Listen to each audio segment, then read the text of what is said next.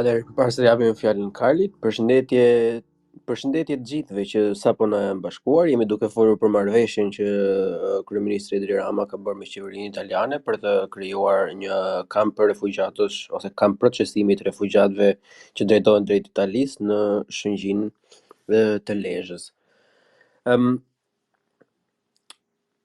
Po ja jap fjalën direkt Karlit dhe pastaj më të bëj ca shtesa. Faleminderit Leon.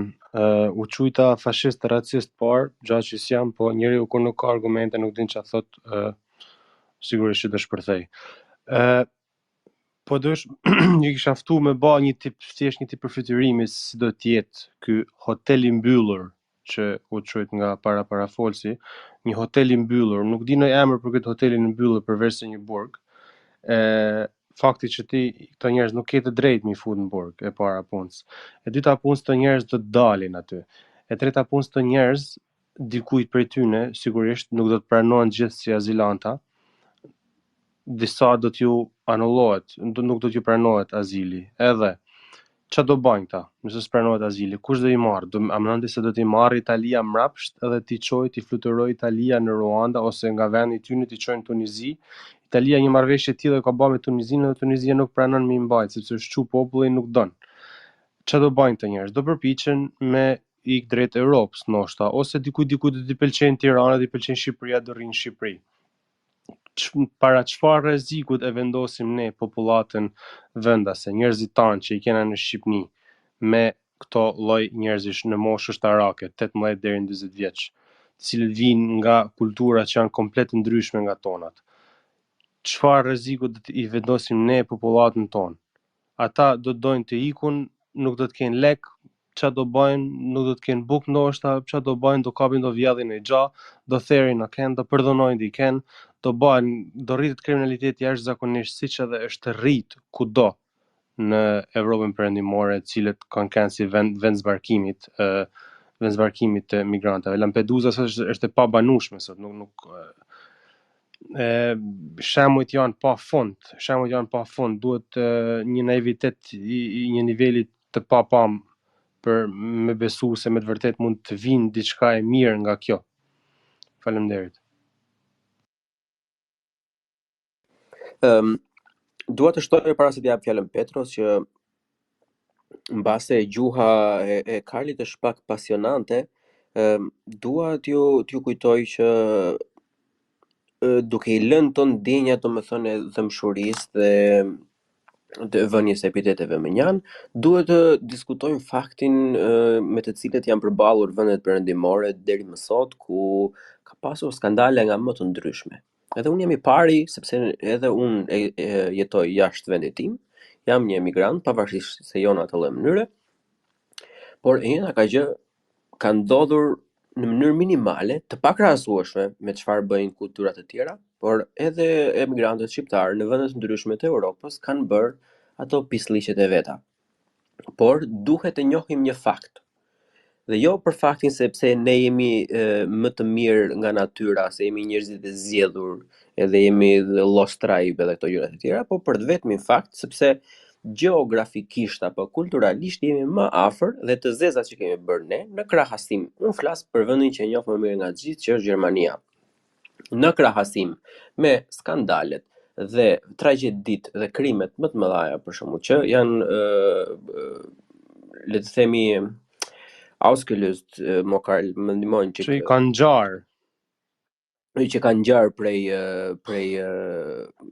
le të themi individëve me prejardhje kryesisht arabe, pastaj mbase edhe afrikane për shembull, janë goxha në disproporcion.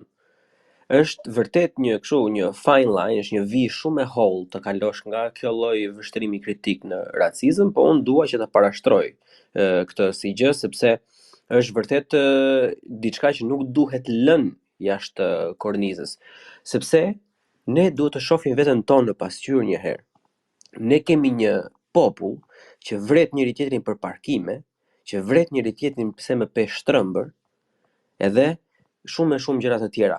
Imagjino çfarë ndodh nëse një nga këto 36.000 detyrohet apo i vete mendja me kryer një krim.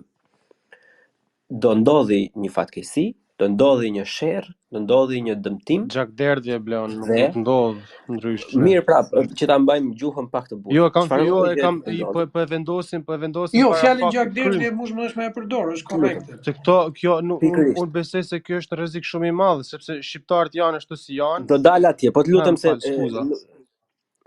ideja është që duhet të përqendrohemi te fakti që u thamë përpara. Çfarë përfitojmë ne? E ke parasysh? Çfarë përfitojmë në arenën kombëtare dhe ndihma që bëjmë ne. Unë ju siguroj miq të dashur, edhe mund të unë vë bast publikisht me juve këtu, që në qoftë se kjo marrëveshje hyn edhe në qoftë se ndodh një skandal që policia shqiptare rreh një individ sepse ai e kapën duke vjedh, mediat kryesisht si këto alla Protothema ose alla The Sun i Anglisë për shembull, edhe shumë media të tjera në të gjithë Europën do thonë ja, kush janë shqiptarët, janë të paprgatitur, janë kafsh, nuk dinë të trajtojnë, nuk dinë të bëjnë. Kështu që neve koeficientin për të fituar e kemi më pak se 1.1 dhe rrezikun për të humbur e kemi 99%. Unë nuk e di me çfarë mendësie duke e njohur popullatën e vet kryeministri jonë e ka vendosur, por kjo mbetet mbase për ditët në vijim. Atëherë radha është Petro, Arbri, pastaj Gazi. Faleminderit Bleon, do mundohem ta mbaj sa më të shkurtër se kam folur shumë. E para njerë për këtë argumentin që shqiptarët janë popull emigrant. Është e vërtetë që ne kemi emigruar, kemi kërkuar azil, kemi qenë refugjat me apo pa drejt, por është edhe po aq e vërtetë që ne kemi mbajt kosto të nderuar për gjitha pisliqet që kemi bë.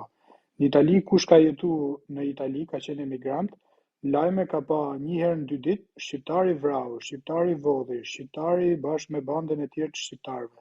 Ka patur një klimë shumë raciste, e cila ka sjellë në pushtet Lega Nord, e cila ka sjellë në pushtet Partinë e Melonit, ndër të tjera. Nuk po them që vetëm racizmi ndaj shqiptarëve, por ndjesia e popullit italian ndaj emigrantëve në përgjithësi. Të nderuar, a është presidenti Emmanuel Macron që na përmend ne gjithmonë numrin e lartë të azilkërkues dhe sa herë flitet për integrimin e shqiptarëve në BE? Shqipëria nuk është vend i BE-s sot. Pikërisht për këtë arsye, gjithmonë na përmendet krimi i organizuar, korrupsioni, krimi i organizuar. A duhet flasim për racizmin që kanë mësuar shqiptarët në Greqi? Është e vërtetë që kemi bërë një mit zeza dhe ka patur emigrant, ka patur edhe kriminal. Po është e vërtetë nga ana tjetër që shqiptarët kanë hequr picire në Greqi. Edhe nuk duhet të flas për vende të tjera se nuk është se kam shumë kompetencë. E dyta, u përmend këtu për vlerat europiane.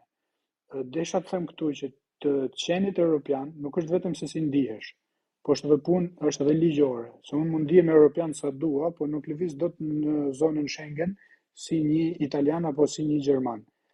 Pra, shteti duhet të jetë europian, pastaj qytetarët ndihen si duhen, se në Irlandë për shembull, ose Gjermania apo kudo, ka njerëz që janë në spektrin politik nga ekstremi i djathtë deri te ekstremi i majt. Nga refugees welcome deri tek ata që janë racistë dhe skinheadsa. Po kjo nuk ndikon tek politika shtetërore. Shteti i tyre është bërë pjesë e Traktatit Lisbonës, ka nënshkruar gjithë ato marrëveshje me Bashkimin Evropian dhe është i detyruar të zbatojë drejtat e njerëzit për refugjatët, pavarësisht si ndihet qytetari, si ndihet polici personalisht, si ndihet politikani personalisht. Pra është ligjore të ndjerit evropian. Edhe diçka tjetër desha ta them, kjo nuk ka lidhje me BE-n fare. Nuk është as pjesa e akij komuniter, nuk është se kemi nënshkruar një marrëveshje ne me BE-n, në cilën zotohemi se do marrim një numër të caktuar refugjatësh apo se zotohemi që do të përshtatemi me legjislacionin e BE-s për të trajtuar refugjatët. S'ka lidhje fare kjo me BE-n. Kjo është marrëveshje personale Rama Meloni për të zgjidhur një problem politik Melonit. Nuk ka lidhje me të ndjerit evropian. Edhe nuk e di se sa europiane përmenda edhe më përpara. Çka ka europiane tek Lampedusa, më thoni ju mua. Që do ketë europianet e burgut që do u baka në Gjadër apo te kampi në Shëngjin. Edhe po ta marrim kështu, unë ndihem europian, që do të thotë ndihem europian? Do të thotë që unë bashkohem me vlerat fundamentale të Bashkimit Evropian. Vlerat fundamentale të Bashkimit Evropian janë demokracia dhe liberalizmi. Demokracinë dhe liberalizmin në Shqipëri ka ku e zbaton. Ka ku e zbaton në sundimin e ligjit, ka ku e edhe humanizmi mos harrojmë. Po edhe humanizmi, ka ku e zbaton në respektimin e opozitës, ka ku zbaton në respektimin e fjalës lirë të njeriut, jo ta burgosi apo ta anatemoj në çdo mënyrë vetëm sepse shprehet i lirë. Ka ku e zbaton në zhvillimin ekonomik dhe në ndihmën sociale, se përmendi Bleoni, shqiptari marr 20.000 lekë të vjetra ndihmë sociale në muaj për person. Çfarë vlerash europiane ka ky njeri? Edhe tjetra që desha të them unë, domethënë ne vlerat europiane të fillojmë tjetër kund të demokracinë liberale, jo duke marrë refugjat në një vend të varfër dhe në prag të dështimit ekonomik. E tjetra që desha të them është se Shqipëria nuk është një vend homogjen apo fashist. Nuk është i ngjashëm as me Serbinë as me Greqinë. Shqipëria është një vend multikultural. Ne i japim shembull Europës se si jetohet me 3 fe. Nuk ka vend as në Ballkan, edhe në Ballkan janë vrarë janë therr, se Kroacia është katolike, Bosnia është muslimane, Serbia është ortodokse dhe janë vrarë për këtë punë. Shqipërinë ne s'kemi bërë luftra për fe. Vazhdojnë luftrat fetare, vazhdojnë lindjet mesme, vazhdojnë në Europë fashizma të çdo lloji, ne nuk kemi. Ne kemi minoritet grek, nuk kemi ushtruar ndonjë genocid ndaj tyre, ne kemi minoritet serb, janë ata vrapaqorë në Shkodër që janë ata. Ne kemi Maqedonas në Pustec, ne kemi minoritet rom në Shqipëri, cilit mundohemi t'i japim drejta edhe pse nuk është aty ku duhet. Kemi edhe migrant në Tiranë sot, sheh njerëz afrikanë, sheh pakistanez, sheh nga gjitha rrugët. Të lutem se kjo është shumë e rëndësishme për mua, duhet të korrigjoj. Ne nuk mundohemi t'i japim të drejta komunitetit rom. Komuniteti rom në Shqipëri gëzon të drejta të plota në 100% të vete. Ne mundohemi me miliona lekë që vinë në një pjesë, le të themi approximately 1/3 nga shteti shqiptar dhe pjesa tjetër nga Bashkimi Evropian, duhet të ndërtuar rezidenca të cilat shqyhen mbas një viti. Por që duhet të jemi shumë sensitiv në mënyrën e të shprehurit, sepse ata i kanë të drejtat, nuk është se si kanë të drejtat. Emancipimi është tjetër gjë. Kanë, po ka racizëm ndaj romëve edhe në të formë. Absolutisht. Racizëm ka dhe është problematik, por të lutem duhet të kemi që të drejtat ligjore i kanë të barabarta. Disa do të argumentonin që kanë edhe më shumë. Shqiptarët kanë racizëm edhe ndaj mirëditorëve, Petro, po nuk është ndonjë gjë ekstreme ose problematike me çfarë shafon. Shqiptarët kanë shumë krahinorizma, po krahinorizmi është ndryshe nga racizmi, sepse krahinorizmi bën dallime ndërmjet krahinave të një populli, ndërsa racizmi është me raca apo etni të tjera. Po nejse të shkojmë për teksa. Teoretikisht e kuptojun, po nejse.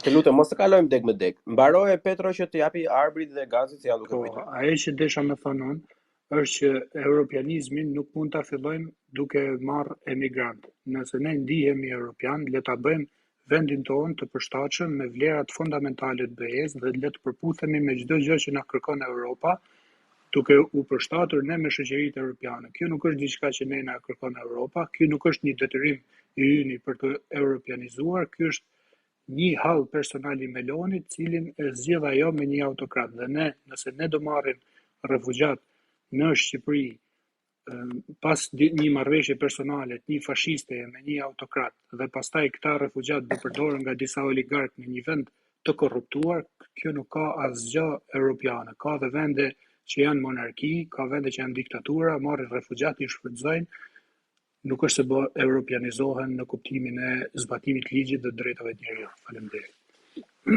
Përpara se t'jap fjalën arbrit, dua të rikthehem me sekonda tek ajo çfarë përmendi Ariani, që unë e përtypa dhe e konsideroj si një nga fjalitë më vlerë deri më tani, që ne jemi duke u bërë pjesë e një loje të pisët antihumane që shtyp të drejtat e refugjatëve të një shteti që le të themi është goxha djathtë për momentin për sa i përket këtyre. Edhe ne për momentin jemi vegla diskriminuese e këtij shtetit. Arbër, fjala për ty. Bleon, faleminderit. Pikërisht me këtë desha të filloj dhe unë, po e the ti e pas ka thonë dhe Ariani përpara. Kjo është vërtet vetëm një, domethënë është një frym neo fashiste do kisha quajtur unë, që fshihet pas një humanizmi që s'ka humanizmi, domethënë pseudo-humanizëm, që s'ka humanizmi është i mash njerëzit në një kamp robrish, do trajtohen praktikisht me qenë robër lufte, e kupton?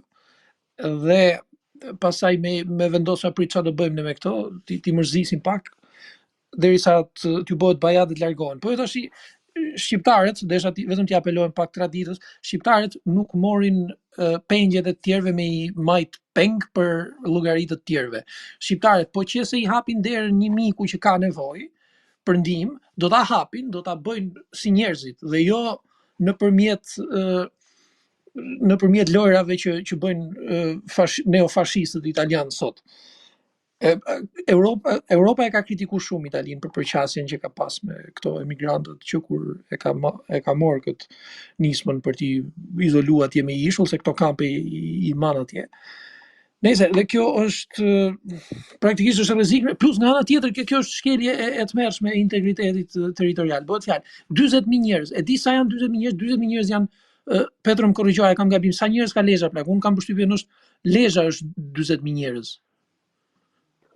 Që ka Muslim Shehidi janë 63.000 banorë, nuk e di tamam. Krejt qarku, krejt komplet qarku e qyteti. Akoma më keq pra. Domethënë aty qyteti s'ka 30.000. Po pra, nuk e di tash se çfarë proporcioni, domethënë çfarë efekti social do shkaktoj kjo. Nëse ti fut një grup njerëzish të tjerë që nuk e flasin gjuhën shqipe fare, që duken dhe ndryshe dhe që ke një grupim njerëzish që kanë kulturë krejt tjetër, domethënë ti bashkosh kështu në mënyrë krejt rastishme, duket eksperimenti rrezikshëm plak. Dhe këto nuk e di se çfarë mund ndodhi. Ne jemi ballkanik nga njëra anë, ne kemi kështu, po na përmene pak nanën e motrën, ne nxjerrim kallashin plak, a kupton? Ato tashi po të plasin kështu lloj muhabetësh, nuk e di se çfarë bëhet. E këto thot Gruda gjakderdhje edhe është fjalë që për ta parandaluar, unë them që duhet thonë. I friksohen. Po, fiks, pikërisht, edhe unë i friksohem. Dhe është e frikshme, unë nuk e di, domethënë edhe sot akoma s'kemi asnjë dalje publike, asnjë institucion s'ka thonë që shteti ka bërë marrëveshje. Unë jam tej masi i ndinjuar dhe them që duhet me reagu mos me i formë me i tjetër, sepse po nuk reagum kjo thjesht do kalojnë heshtje. Nga ana tjetër ekziston mundësia që këto ta kenë vetëm ta provojmë një herë a hap publiku apo jo këtë, pastaj mund të ndodhi si me armë kimike që ti bëhen shumë protesta dhe të riqet, kjo do ishte rasti ideal. Amin. Po për këtë ne nuk mjaftoj që vetëm ta themi dhe ta shpresojmë që do ndodhi, po mirë është edhe të bëjmë diçka që të bëhet. Unë them me kush ka mundësi me lajmëru në një njeri, protesta me çfarë pash ishin organizuar disa, unë do kisha thonë që ja vlen edhe në shesh me shku, ose ke kryeministria ose ke sheshi Skënderbej, sa do pak me qenë o burra, kupto, thjesht me dhon pak një mesazh, pastaj mbase bëhen dhe të tjerë, kupto, mos më utrem nga ajo që po lesë s'vjen njerëz, kupto. Unë do kisha inkuraju edhe do mundohem, nuk jam i bindur, po do mundohem ta arrij edhe vetë. Duke u bërë pjesë e kësaj thirrje përpara se të jap fjalën Gazi, duhet të them që edhe unë e inkurajoj diçka të tillë, nuk ka gjë më të bukur dhe më civile se sa protesta, dhe ju ftoj të gjithëve juve që keni interesin të merrni një pjesë në një protestë të tillë që të jeni të përmbaheni mesazhit përmbajtjes dhe problematikës në thelb, duke ju larguar epiteteve raciste, jo se janë këtu, jo se janë atje. Ju lutem që ta arrim që të japim mesazhin e brengave që ne kemi, duhet të jemi zakliq konstruktiv, të shkoqur te tema, jo po, me duhet jemi të shkoqur dhe të përmbahemi temës, edhe jo të përfshihemi nga ndjenja pseudo nacionaliste, sepse siç e tha Petro që Shqipëria ka ku e tregon demokracinë, edhe shqiptarët kanë ku e tregojnë nacionalizmin dhe jo në kanë ku e tregojnë nacionalizmin, kanë dhe ku e tregojnë mikpritjen, Bleon. Edhe kundërta, Bleon, ne të lutem, se unë sapo u quajta fashist dhe racist tu para pak minutash. Karl, unë të ftoj që pavarësisht se edhe unë si ty nuk e ndaj të njëjtin opinion që u shpreh për ty, thjesht nuk mendoj se duhet t'i përmbahemi atyre pjesëve, domethënë, sepse janë kalimtare. Mahamendja është thjesht në vazhdën e bisedës, sepse jemi të gjithë mahamendja në një nivel goxha më lart.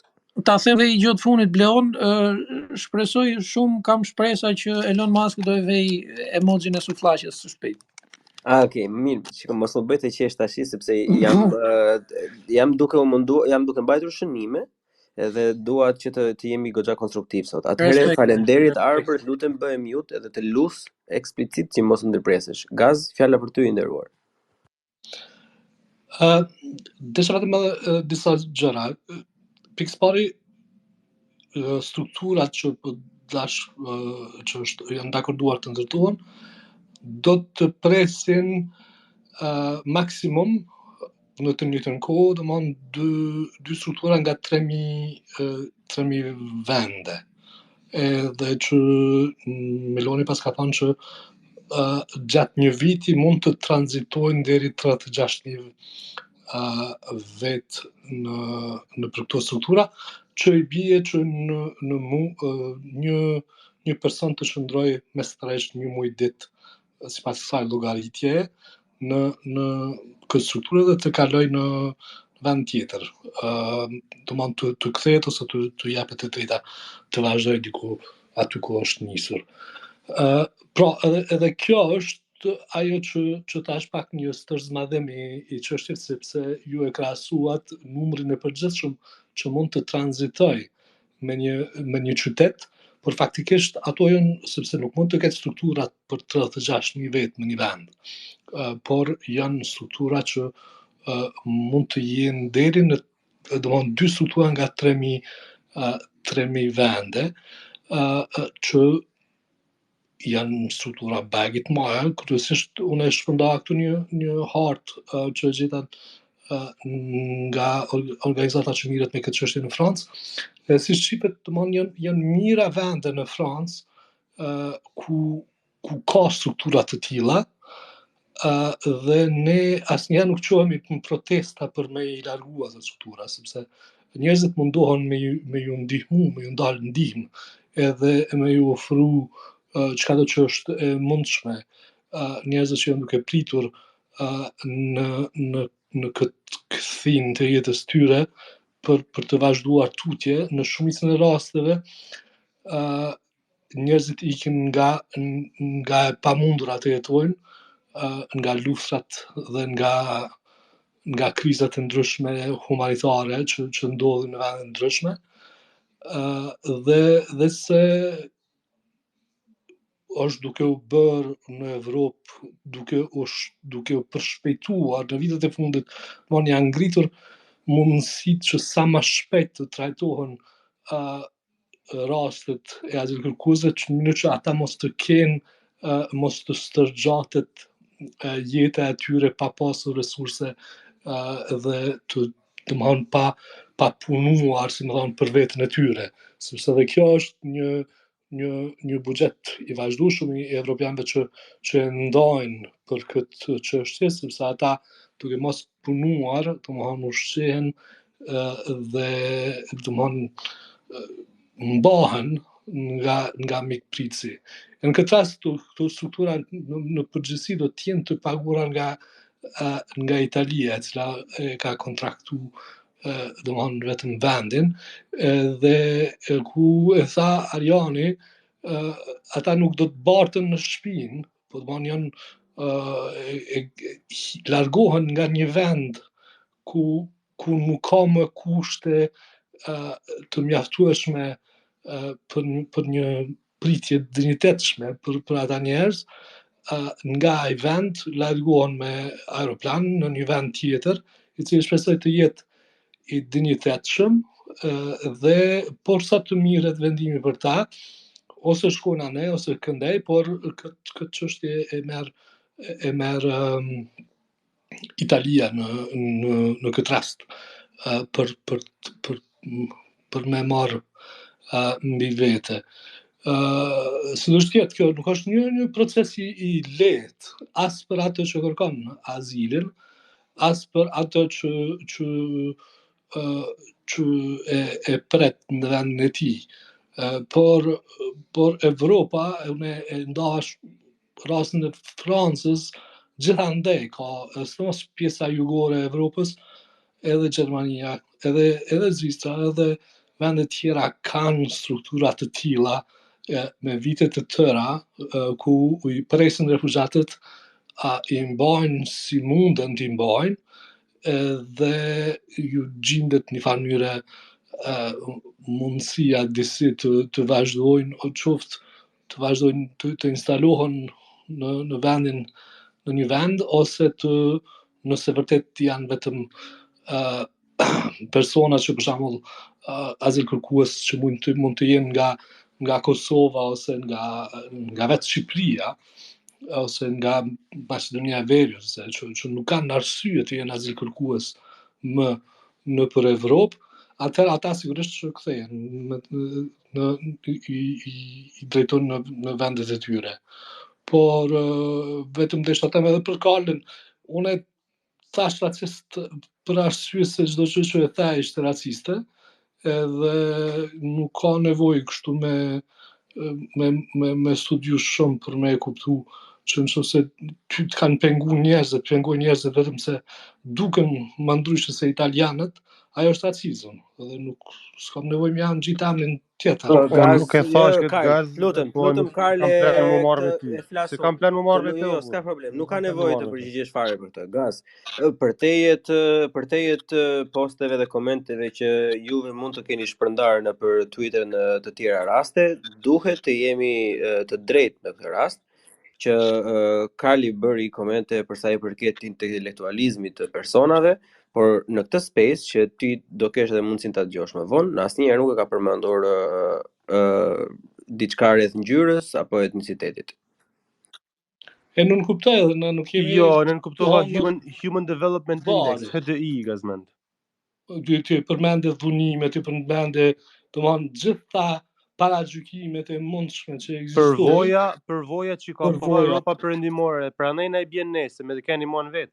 Okej, ju lutem. Atëherë, përpara se të jap fjalën Pjetrës, duhet ju të ndaj diçka që un sapo e kërkova dhe llogarita vet. Unë nisa nga posti që Gazi na ka shpërndar me njëri tjetrin në poshtë të këtij posti për strukturat e shumta për të pritur refugjatët në Francë. Atëherë, në bazë të dhënave franceze, emigrant ilegal në përkampe në Francë për momentin estimated nga 100.000 deri në 400.000. Po marrim rastin 400.000. Franca në momentin që ne flasim, ose censusi i fundit i 2021 ka 67.75 milion banor. Atëherë, përqindja e emigrantëve në përkampe në Francë është kësaj 0.5%, 0.5%, ëh? Që bie 0.005. Kurse në të njëjtën vazhd në 36.000 banor me nuk janë 36.000 banor, janë 6.000 vende. Kështu që nuk mund të jenë 36.000 banor. Ndryshe e thon, 36.000 që do të vinë në vit, se 36.000 janë ata. Sa do duam të shkurtojmë ne aq janë premtuar dhe aq do vinë. Janë 6.000 vende, ata nuk mundin me i paketu më Ata shumë. sqarojnë këtë punën e numrave? Vazhdoi Gaz, po flas për në vite, edhe kjo e dhëna e Francës është gjithashtu në vite, nuk është në muaj. Edhe po të them që 36.000 me censusin e fundit të Shqipërisë, që po marrim rastin më optimal të mundshëm, që është 2.8 milion, që vdeksha unë nëse jam shumë se 2.4 tani, që ne flasim. Në Shqipëria do të kishte një përqindje procesimi të migrantëve ilegal prej 1.2%, 1.3, më fal. 1.3, që i bie më shumë se sa 2 fish e gjysmë se sa Franca proceson. Duke u nisur nga GDP-ja për capita, për kokë, jo ajo numrat e mëdha, por për kokë që ka Franca, duke u nisur nga kushtet që ka Franca, duke u nisur nga paketa sociale që ka Franca dhe Shqipëria. Domethënë, edhe në qoftë se ne do ishim më të pranueshmit edhe më të hapurit edhe më të botën, ne po ja nxim jetën atyre duke i sjell në një gjë si Shqipëria. Atëherë, ju lutem të respektojmë njëri tjetrin, sepse ne pavarësisht mendimeve të ndryshme këtu të gjithë diskutojmë dhe debatojmë me njëri tjetrin me shumë dëshirë. Edhe mendoj se jemi të gjithë të jetë maturuar për ta dëgjuar njëri tjetrin dhe për ta respektuar. Petro, fjala për ty, mik. Po desha të them lidhje me këtë që do të procesohen për 28 ditë. Dhe këtë e kam nga burime italiane. Kjo është dëshirore. Është fantazmagorike sepse nuk ka ndodhur kurrë që një emigrant, një refugjat të procesohet për 28 ditë, aq më pak nëse ky merr avokat dhe nëse shkojnë çështjet ligjore që ne e dimë se si është burokracia e gjykatave në gjithë botën, jo vetëm në Itali e në Shqipëri. Tjetra, nëse Italia do kishte kapacitet për ta procesuar një refugjat për 28 ditë dhe pastaj ose ta dëbojë ose ta marrë, s'do kishte nevojë për Shqipërinë. të nderuar, nëse ata përgjithsojnë 3.000 veta në muaj dhe 39.000 veta në vit, do kishin zgjidhur problemin e refugjatëve. Kjo shifër është për të na hedhë hi syve, është ashiqare. Edhe tjetra, Lampedusa si kamp është ndërtuar për të mbajtur disa qindra persona. Nuk është ndërtuar për të mbajtur mijëra. Sot ka 4.200. Unë po shikoja një link, kishte ndodhur në 2021-shin, që kishin zbarkuar në Lampedusa 7.200 veta, gjithë bashkë me 120 varka, sepse normalisht trafikantët ose emigrantët, kushdo që tjetë, nuk të pyet ty a të sjell 50 veta këtë javë, a të sjell 100 veta javën tjetër. Ata vinë si të mundet, ashtu siç kanë shkuar shqiptarët në një Vlora dhe Italia i trajtonte si kafshë, ju hidhte shishe uji nga helikopteri në stadiumin e Barit. Kështu që jemi pak realist të nderuar, se nuk është e mundur që të përgjithësohen 39.000 veta brenda vitit, 3.000 veta çdo muaj. Nuk do ndodh kurrë, shifrat do fryhen dhe ata njerëz nuk do i mbajnë dot më, nuk do ketë më kapaciteta e kanë për t'i mbajt, ata do arratisen, do bëhen pre eskafistëve, se lezha me Italinë aty është, dhe do përfundojnë prapë se prapë të trafikuar, ose në Itali ose në vende tjera të Europës, ose do marrin rrugët toksore, ashtu siç po i marrin të ashtu quajturit sirian ose emigrant të etnive tjera që kalojnë nga Shqipëria, shkojnë drejt Serbisë e pastaj në Austri e në Europë. Kështu që kjo është prallë me mbret, kaq kisha. Që përpara se t'jap fjalën Genit, ja vlen të përmendet që rruga e Shqipërisë ose deri diku dhe ajo Maqedonisë janë nga më të sigurtat për emigrantët, duke me qenë se i kemi parë se si trajton Serbia dhe Polonia në kufijtë e tyre. Geni, fjala është për ty nëse do t'ja ulet dorën tashmë, po të flas një herë prapë nëse ke diçka për të ndarë. Po më në gjithë herë. Desha e pas që po flisnit për Francën, unë jetoj në Francë, si edhe Gazmendi besoj. Unë e kuptoj Gazmendin, sepse shoqëria franceze është e tillë, është shoqëri multikulturale, po me të vërtet multikulturale, jo vetëm me fjalë siç mund të jenë Italia, Gjermania e tjera për shembull. Ku çdo njeri, qoftë shqiptar, qoftë zezak, qoftë indian, qoftë kinez, nga do të jetë nga çdo pikë e planetit, momentin që merr pasaportën franceze, nuk i bëjnë dallim në përgjithësi nga të tjerat, 90%. Pastaj 10% po e lëm njeriu të keq. Franca megjithëse ka 66 milion banor, siç e the ti, por francezë të vërtet janë diku te 40 milion besoj. Shumica janë refugjat nga vendet magrebine, nga Europa lindjes, shqiptar, etj. Problemi te ne qëndron sepse ne nuk jemi si populli francez. Ne nuk jemi populli mësuar me popull të tjerë. Këta janë mësuar që mbas revolucionit, domethënë. Bile edhe më parë që kur kanë pas bërë pushtimet e veta, kurse populli shqiptar që ka qenë lajthaj një vetëm turqit, ka 500 vjet domethënë. Edhe ata pak ebrejt, ato pak minoritete që ka pasur. Shumë njerëz, edhe tu ka drejt Gazmendi, kur thotë që shumë njerëz jo për Karlin, s'po folsha për rastin e Karlit, shumë njerëz i kanë frikë ata se janë të zi, janë nga Afrika. Këtë duhet me thonë, me pranu, s'ka me gjo. Ne kështu jemi. Në fundit ne mund të kemi gojën, po ne shpirtin e kemi më të mirë se sa këta të tjerë që flasin për liri, demokracia, janë racista me teori shkencore, domethënë.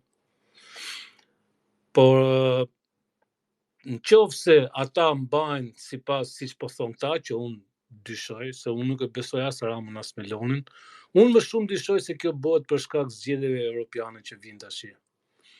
Domethënë që Meloni po kërkon të fitoj pikë, po kërkon të ulit majtën, dhe gjithë kjo lojë për këtë po bëhet, Edi Rama po ndihmon Melonin që të fitojë zgjedhjet, domethënë, duke qenë se Edi Rama është një lider pa në ashtu kombëtare, domethënë, në përgjithësi politikanët tanë edhe kështu ka qenë gjithë, nuk është një çudi e madhe, domethënë. Unë mendoj se ai thjesht po bën këtë sepse tani në dhjetor vijnë zgjedhjet evropiane dhe Meloni duke pa bilancin e vet që nuk është edhe aq shumë i mirë, domethënë, po mundohet diku të rrisi pikët. E shohim edhe tu në Francë, ku djatha ekstreme, siç e thon po vazhdon propagandë maksimum, domethënë. Dhe vërshimi i madh i njerëzve që kanë ndodhur, sidomos këto vitet e fundit, ka ndodhur vërshim shumë i madh. Llogaritë 200-250.000 nga ato që dihen veta në vit. Domethënë po ta llogarisësh këto 10 vjet e fundit, çdo gjë po ndryshon, sidomos qytetet mëdha, nuk jam qytet madh vet. Por këtë duket qartë po të shkosh qytet mëdha, Bordeaux, Lyon, Paris, Marseille, po flasim fare, etj, domethënë. Franca mund ta përballoj, po ti pyesësh francezët, kanë kulturën e vet, në gjakun e vet, janë të mësuar. Janë edhe humanistë, ndoshta edhe pak më shumë se ne si popull. Këtë po e them me përgjegjësinë time, se s'po i vej vulën. Por ne nuk kemi ashtu. Për ne, nëse ata 36.000 njerëz dalin në natyrë, neve na rrezikon si komp. Mos mënyra fat shkurtër, mënyra fat gjatë, neve na rrezikon. Të dashur miq, për arsye teknike, kjo hapësirë publike është ndarë në 3 pjesë. Ju sapo dëgjuat pjesën 2 nga 3, pjesa e tretë e gjeni direkt pas këtij episodin në një episod më vete. Deri atëherë, ja kalofshi këndshëm dhe miru dëgjofshim.